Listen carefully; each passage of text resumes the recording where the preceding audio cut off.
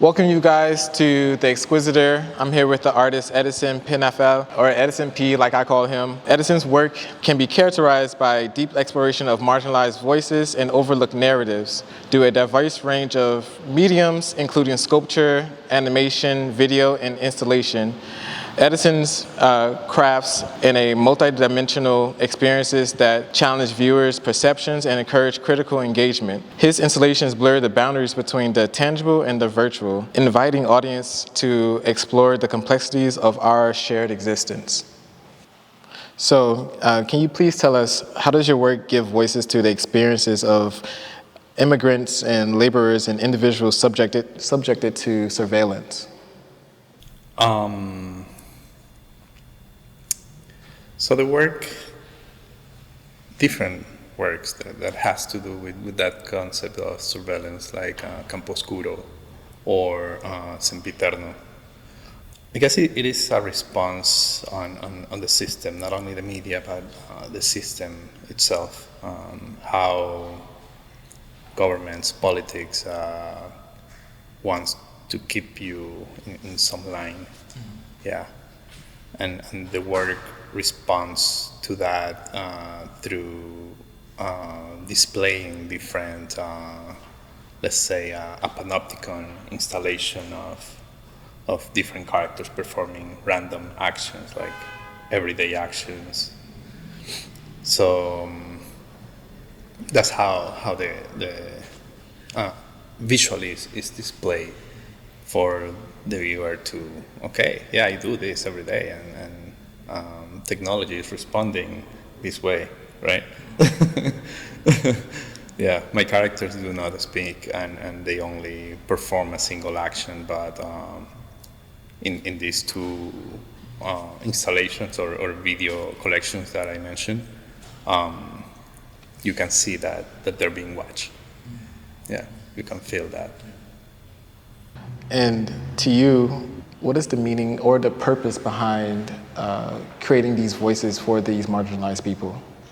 Meaning, like, where do you find your why of, like, why do you do this?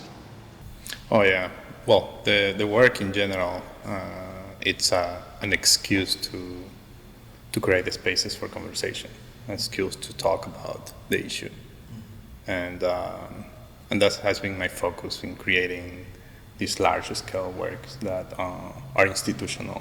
So it has that that support to create other activations, being performance or educational programs and things like that. So it is an excuse to be able to talk about these issues. And do you also, would you say that you kind of find your role in the art world doing those things? Of creating these conversations and having and hosting these conversations with your work as well? I think that role always changes, and I think it comes from times to times.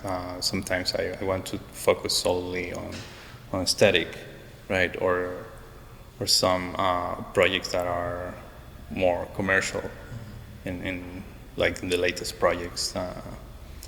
But yeah, they always come back, and the projects start getting bigger and bigger and more ambitious, but always with that sense of creating those spaces of conversation, of dialogue. Yeah, wow.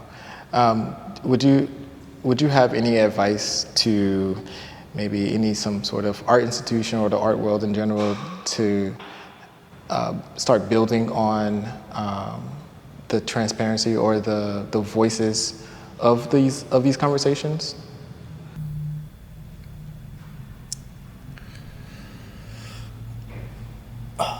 I believe that institutions are already doing the work, museums, galleries not that much, like commercial galleries. Some of them are, but I guess it's, at least in my case, partnering with art scene has been a really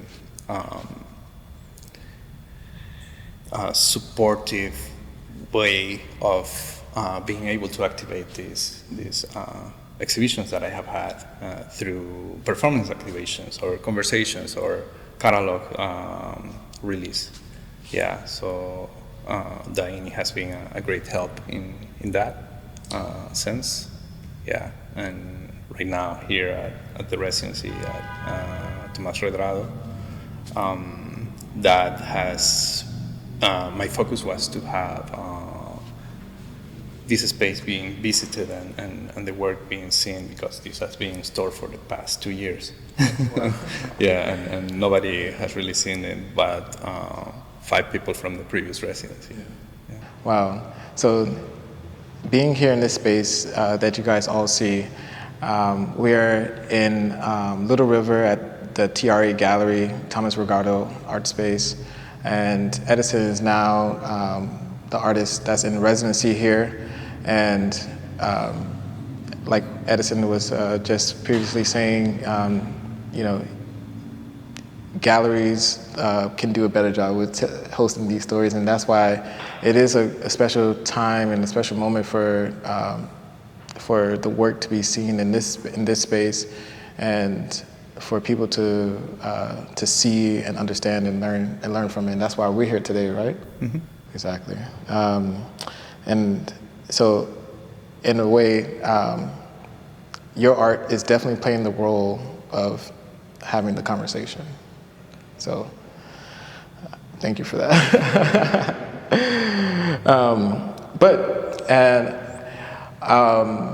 You know, as I was mentioning earlier, your work, you use many different mediums, use sculpture, textiles, paint, sound, many different things.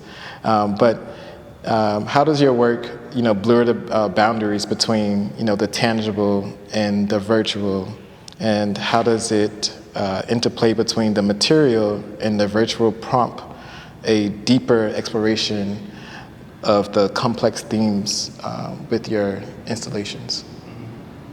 Yeah, this interaction between the physical and the virtual is like the non-existent and the existence, right? We have installations like Ñaki Ñallá with a bunch of belongings, crates and furniture, interacting with these projected characters that are pulling these belongings in a Sisyphean caravan, right? So for me is to create a fantasy, an immersive experience, with movement, with things that reside in space, with things that walk through different environments, through environments that evolve and evolve on a perpetual loop.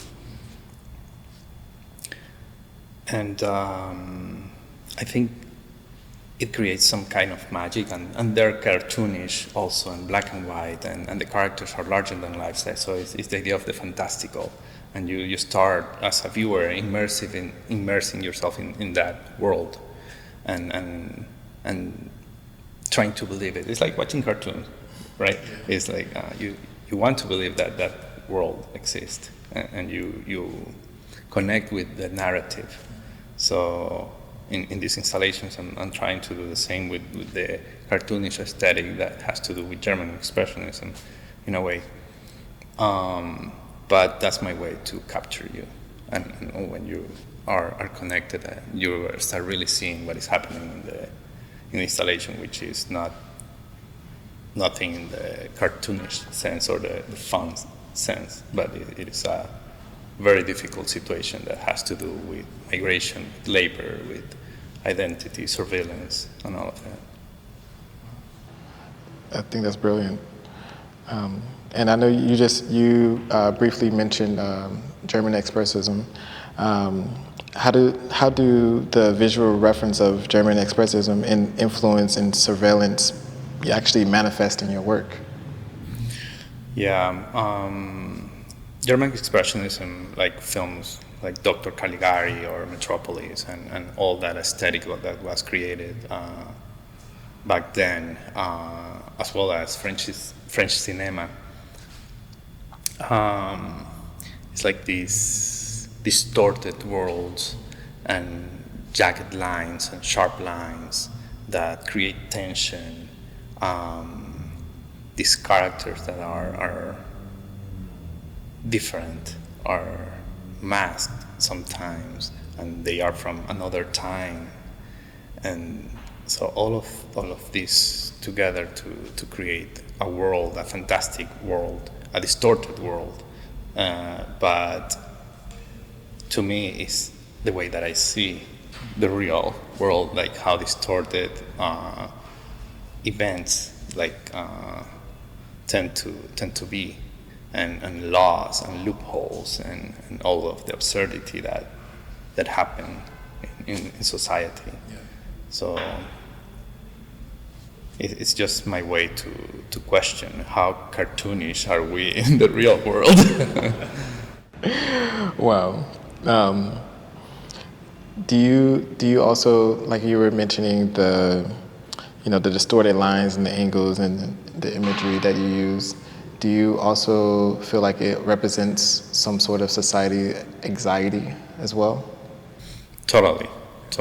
And with that, I mentioned that I want to create tension with the work, and yeah, it's a way to responding to the anxiety that people go through, like probably coronavirus and being locked down during the pandemic, but other types of situations that are similar to that, like poverty, right? It is being locked down of whatever is accessible to the other people. So they need to migrate and they need to cross different paths and do different journeys that sometimes people die or not, and that's anxiety.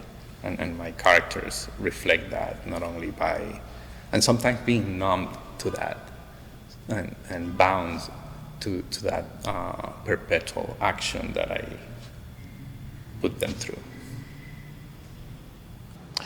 We all know what immigration means on a global standard, but what does immigration mean to you? Yeah, so with past projects that I've been analyzing again and again, and also self-analysis and trying to see the subconscious through past works. I think in immigration or migration in general, it's an state of all living things. Yeah, and I didn't notice that after probably a few months later of creating and displaying this work called Landscape, a multimedia installation that also brings animal, like humans with animal masks into the equation. So it's displaying the right to migrate to all living things, right? And there's species that migrate for safety, for procreation, for food, for season survival. Yeah, so it's just part of living things, even viruses, right? And it has that need to expand. So it's part of their nature. It's embedded on the DNA. So migration, I think, is well, based on the human rights, is a inalienable right. Do you feel in some ways that you create work that's part of your personal survival? All work is a self-portrait. Like all artists' works are self-portrait. You put part of you in that. And I guess I haven't analyzed that, but I guess sometimes I was doing deep meditations on Mare Magnum, this piece of a seascape with a lot of characters, 81 of them, and I perform all of them. So I really started seeing. Let's dive a little bit more into the spiritual and having the conversation of past lives and things like that, right? So I took it like all of the times that I have done that journey, like the many times, many times, and repeated over and over again through different lives. Yeah. So through self-analysis and meditation, I started seeing that, and sometimes it's comes the thought of okay, do I need to heal this? Do I need to accept this or not? Am I going to keep talking in the future about the same issues, or what is going to happen with the work? Where is it heading to? So all of those questions come to mind. Wow. Do you, you said self-analyze. In a way, would you say that you self-surveillance yourself as well when you're going through these journeys? Self-surveillance. I'm aware of my responses. I think I'm more conscious now. Yeah. So I see sometimes I've been studying a lot about the ego and the intuition. So, and now I can recognize what is intuition, what's ego, and if it is too egoic, then I back down a little. But if it needs to be, then I let it go, because it's both are. Ego is more for survival. Yeah, so it tries to protect you. How do your installations spark introspection and initiate conversations about prevailing norms and power dynamics? I don't know if this is the answer, but what comes to mind is like one question that I had before, like how do you know that the work or the installation has been successful? Yeah, and for me, like the idea of questioning power dynamics and the norms tied to this old question that I just mentioned, I think it has to do with the percentage of the message that I'm trying to display to visual arts, which is not literary. I'm not writing like read this and that's a better delivery of message. But through art it's more abstract and it hits you in different ways, right? That you can connect through different experiences, personal and from your close ones, right? Yeah. So for me, in this old question, it was like probably 30% of the message needs to be deciphered by the viewer, and then the rest is just their experience projected on the installation. Like, for example, this is about death. Death is a form of passing into another realm, so it has to do with migration, right? Migrate from one state to the other. Yeah, and this piece, even though it is very colorful, it has to do with this idea of reincarnation, new beginnings, and also is tied to death, the flowers. Yeah. How does your work aim to engage the viewer emotionally or intellectually? Yeah, I don't think much intellectually, like very like elaborated, but the way that I use visual language is more simple, and I think it's influence from various poets that I like from Latin America, especially Mario Benedetti, which is one of my references, and he uses a very simple language and to express love, death, and family and different even social issues. And I think he's very successful with that. So visually, I try to do the same, where my characters are bound to a single action, movement, or performance. And emotionally, I think that's my main focus. Yeah, and in a way, some installations bring hidden elements that are physical or sometimes sound or sometimes visual in the animations. For example, like physical objects that I have included in installations are like this cabinet with dishware, like very like gotten from like a grandma's house, right? And this idea of migration, of pulling these belongings, and it's like bringing that with you, that history, that space, right? And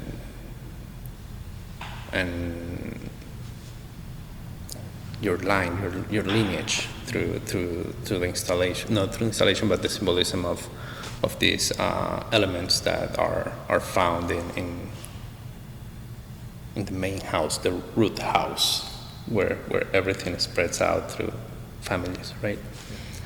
And other elements such as a heartbeat that has been distorted and elongated in a way so that people can subconsciously connect with it. And in a way it's like kind of like subliminal message, but through an experience.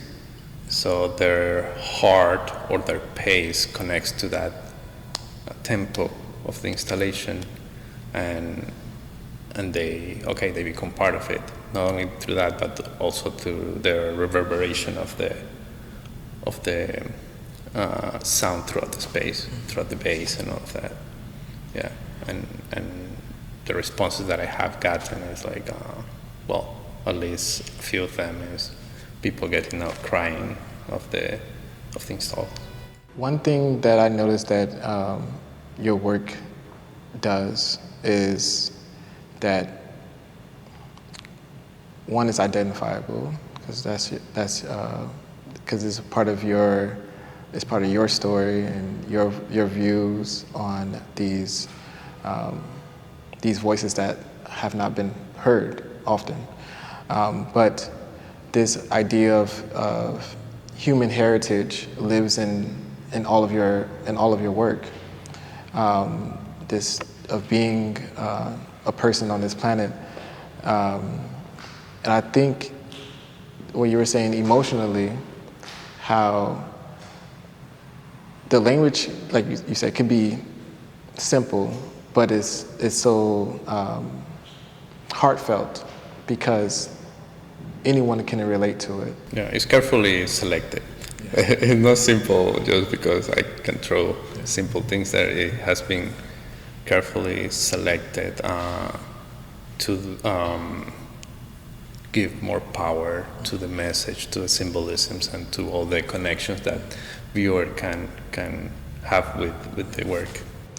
And which I want to say that your work is so thought-provoking, where, for an example,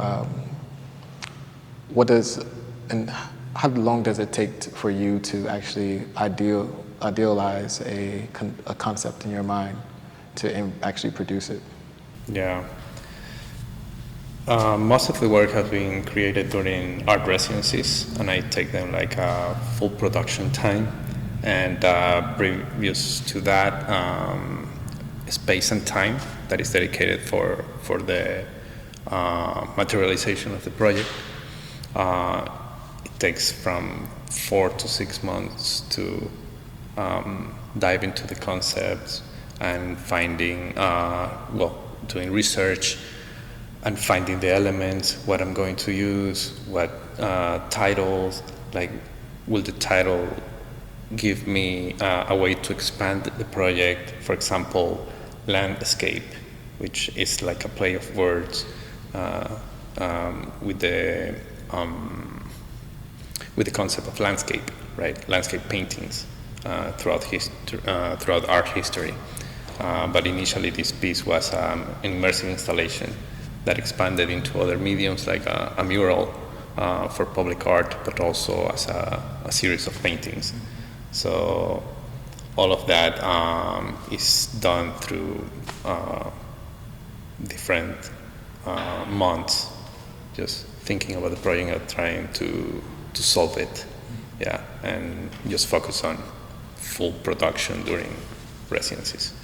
When you're in your residencies and creating your installations, do you feel like you also place yourself on another journey, or of you maybe transitioning from one place to another place? Almost similar to like immigration. No, well, maybe. It's a way of getting inside myself, inside my head. So, and I don't even interact much with the world outside of the residency because that time is just focusing on the production. But I guess it's more of an internal journey and self-analysis journey during my time producing. And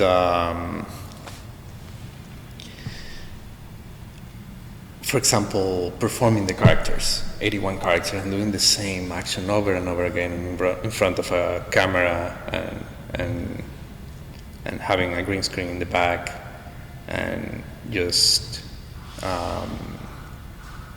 incarnating those characters, right? And trying to feel. And just trying to feel and emotionally and physically what they have been going through, right? If it is an elder guy, or it's a pregnant girl, it's a chubby person, it's like trying to embrace and all of those characteristics of the characters, and being tired, being bored during those journeys. It's like the weight. So, yeah, I guess that's part of the journey, or the migration. So, film yourself 81 times in front of a camera. I'm pretty sure that's probably why you're so comfortable sitting here in front of us, in front of these cameras. But in that time of you filming those 81 characters, was there any new feelings that you discovered of yourself? Maybe resistance, because doing the same action or the same exercise for 10 minutes is very painful. Yeah. So and not stopping and trying to or being able to create a loop out of that. So you need to be very aware and not getting out of the frame of the camera, of the shot. It's just a bit difficult, but Well, can you also tell us maybe a project that you worked on, or a residency that you've been in, or a body of work that you worked on that you can to this day look back on and find some sort of a new meaning, or not even new meaning, some maybe even a push or enlightenment from work that you previously did before? I guess the residency at 100 West in Corsicana, Texas, which is 1 hour south of Dallas, that was a meaningful residency because it was a historic building, and the studio also had a lot of activations throughout history, and and the state of Texas and the installation that I created and all of the relevant concepts of migration throughout the whole time, and that was during Trump's presidential. What a time. Yeah. What a time. And so all of that kind of merged together, and I created this large-scale multimedia installation, which at the time was my largest one, but also allowed me to expand into 2D, with these large paintings. That I'm not a painter. I said that I fabricate those paintings. I didn't paint those paintings. Yeah, but because they were already resolved in my head, and I designed them digitally. So later on, they were just manufactured, by me. To the point there where you started your career into now, as you grow, you continue to learn and tackle on different mediums, or is this something that you always have a vision of you using multi mediums in your work? It has to do more with what the work needs. Yeah, if it is photography, then that's if it is photography, the best way to display the message, then I will use photography. And in this case, like landscape, it gave way to expand the project to paintings because of art history, and it had the relevant symbolisms and on the elements that I was using to tap into that concept. Yeah, and I use video to talk about time, but also history, and this other phrase about the repetition of history, right? So all of the elements are relevant, or the mediums are relevant and specific to that project. I don't do projects just because I have material available. No, it has to make sense. Wow. So, and that's why the process will maybe take 4 months or 4 to 6 months, because you're looking into the history, one, of the environment that you're in, but also you're looking into the history of the message that you are conceptualizing and how it played its role throughout time. Correct. Correct. Yeah. The materials being used. Amazing. I want to say thank you so much for spending time with me. Thank you. And enjoying this conversation with me. And thank you everyone for tuning in to watching the Xqsitor. Edison has been a delight and super insightful, and I'm really honored to share the space with you. Likewise. Thank you so much. Thank you, Sam. All right. Hey.